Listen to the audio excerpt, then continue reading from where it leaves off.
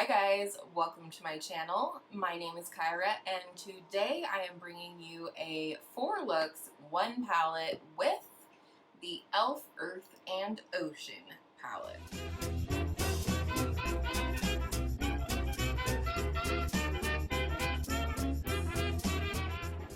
So if you're new to my channel or to these videos, today I've created for you 4 looks with the same palette so that you can see the palette in action, see how the colors work, and things like that in case you're interested in the palette. However, I am not encouraging you, regardless of my review, to run out and buy this palette. If you are interested in this color story, if this is something you've been looking to add to your collection, then I'm so happy for you and I hope you will enjoy this review and some ideas. But if you're not, or if you're on a low buy or a no buy, you don't need this palette. This video, I hope, will encourage you to shop your stash for shades like these. Some basic facts about this palette. This palette I did purchase at Target for $15, which is the same price as the other 18 pan palettes by e.l.f. I also own the e.l.f. New Classics, or I did until I gave it to my stepmom because she really liked it and she's just getting back into makeup and felt like it would be user friendly for her. But I will repurchase it the very next time I go to Target because I miss it already. We're gonna go ahead and get into the swatches and then we're gonna go right into the 4 demos I have for you, and then we will come back for my final thoughts.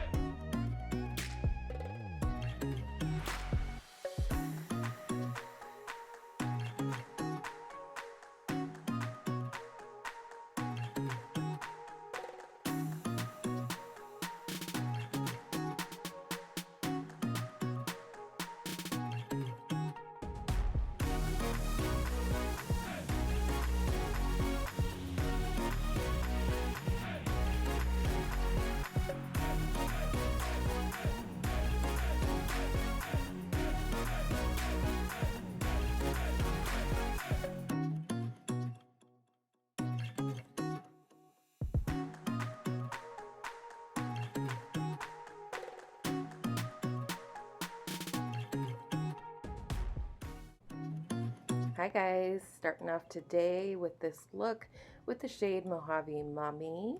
I'm just blowing this out in the transition area and gradually building it up.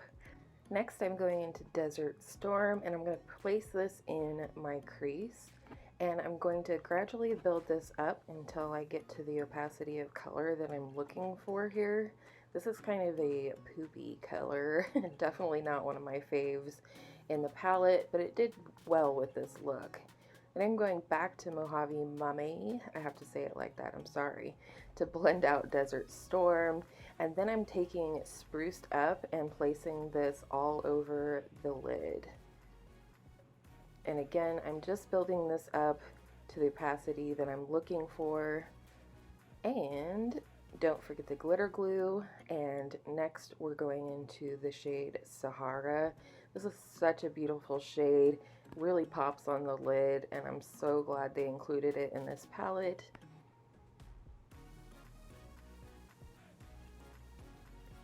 Look at that color. Now going back to Spruced Up, I'm just touching up the outer V of the lid, making sure there's a nice blend between Spruced Up and Sahara. And then I'm going back into Desert Storm and I'm going to smudge this out on the lower lash line.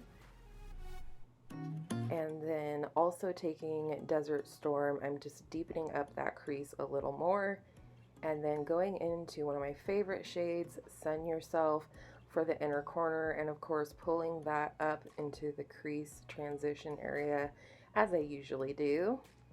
Get ready for some magic, abracadabra, hocus pocus. And here is the final look. I went ahead and paired the Bobbi Brown Crushed Liquid Lip in the shade Give a Fig, and I love this shade with a green eye look.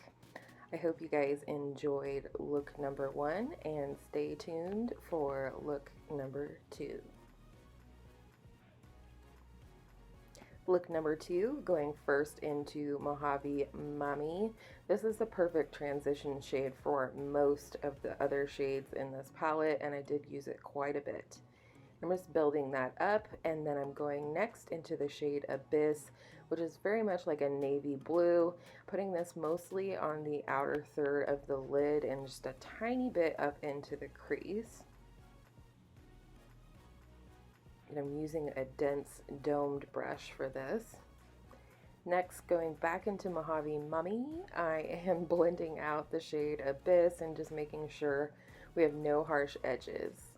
Then going into Siren, which is a gorgeous shade, but don't forget the glitter glue. And yes, I did forget to zoom in at the beginning of this. But this shade Siren is absolutely gorgeous. It almost comes off periwinkle. And then I'm going into the duochrome in the palette, which is called Saltwater, putting that on the inner third of the lid and then dragging it up just ever so slightly into the crease and transition area. And I did spray it for full opacity. Then I'm going back to Abyss and lining the lower lash line with a flat definer brush, and then also taking the shade Siren on a teeny tiny little brush and smudging that over Abyss, and then going back into Saltwater for the inner corner and just a tiny bit on the lower lash line. Yes, I love it. Get ready for the magic. And here is the completed look. I really, really love this one. And I went ahead and finished off the look with the MAC Créme lipstick in Sweet Mama Starrr. I hope you enjoyed look number 2, and stay tuned for the third look.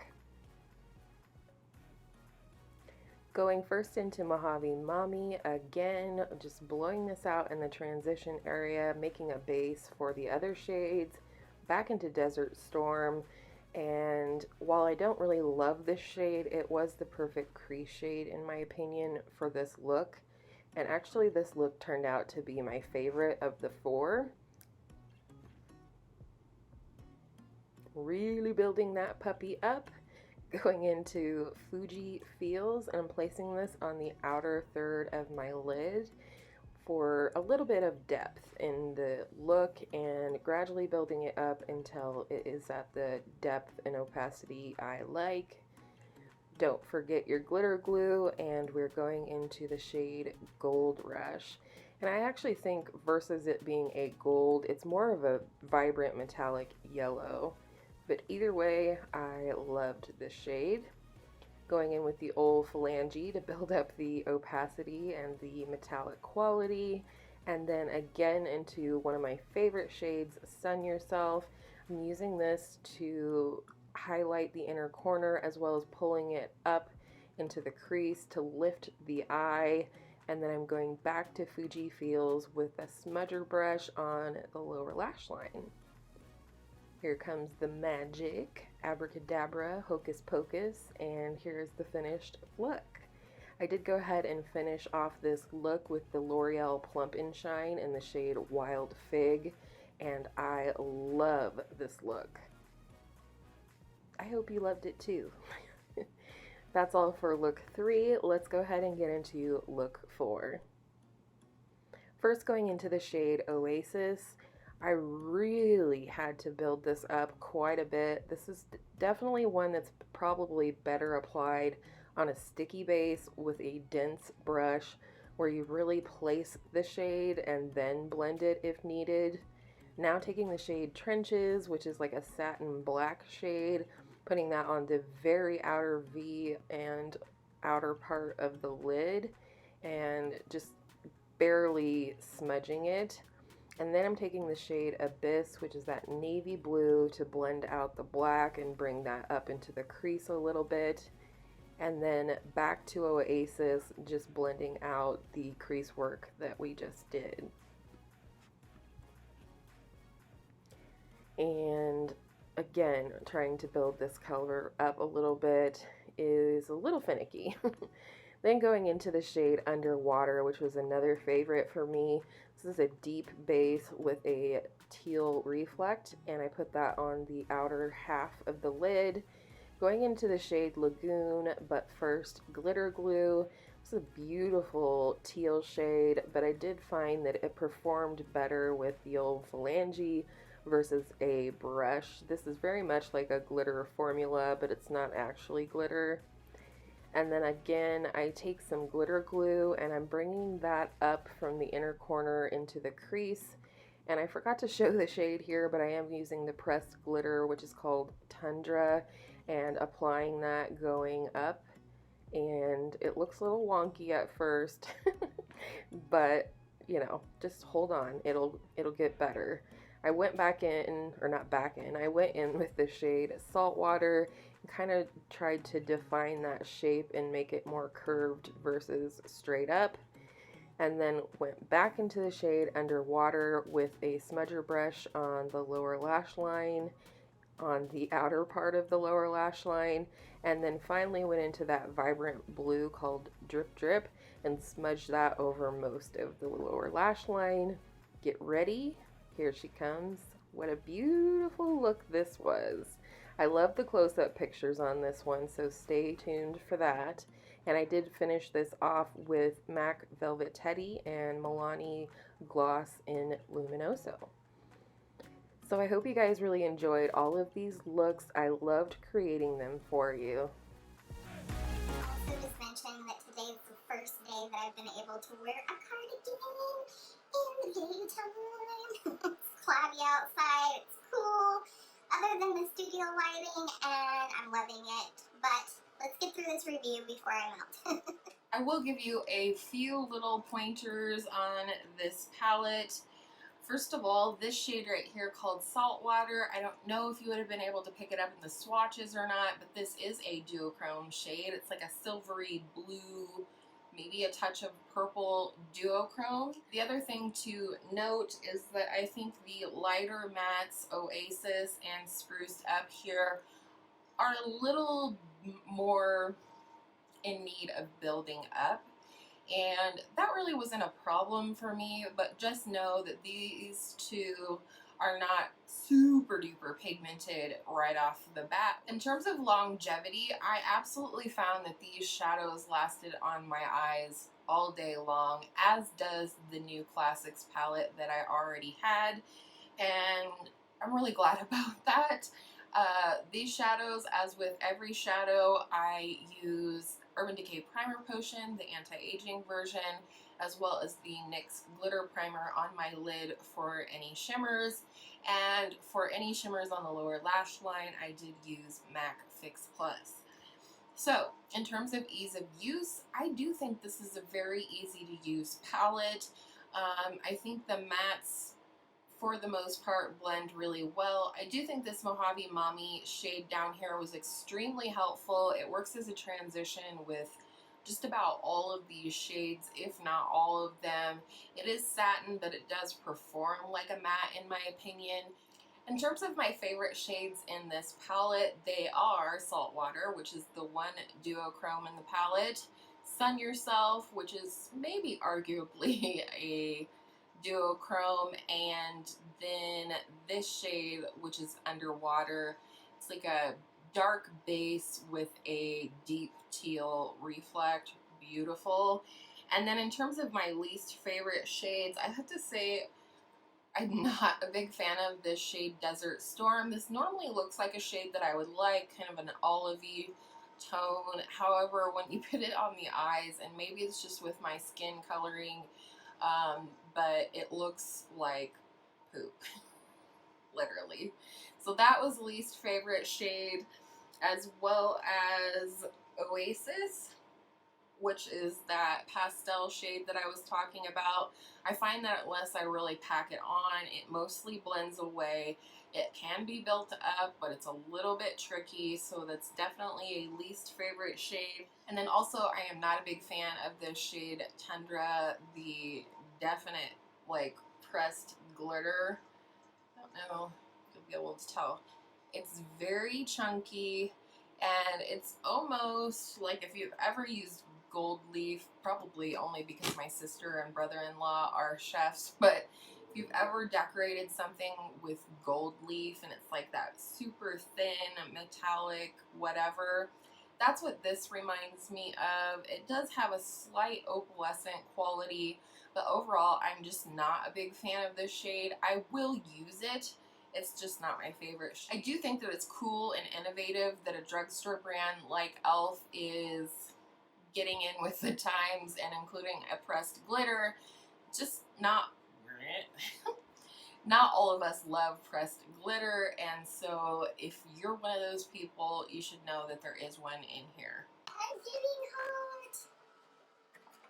I'm melting. So a couple of questions that I always like to ask myself whenever I'm reviewing a palette is, what is unique about this palette? And for me, I think the color story. Yeah, we've been seeing a lot of blue and green palettes and things like that, but I think like this little bit of yellow and these like neutral tones, like I feel like this is the most well put together and well thought out color story of all the green and blue palettes that I own.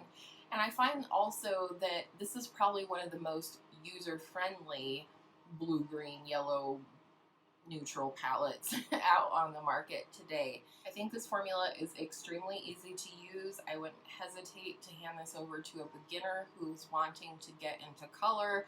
And that's one of the other questions that I always ask myself when reviewing a palette, and that is, who would this palette be ideal for?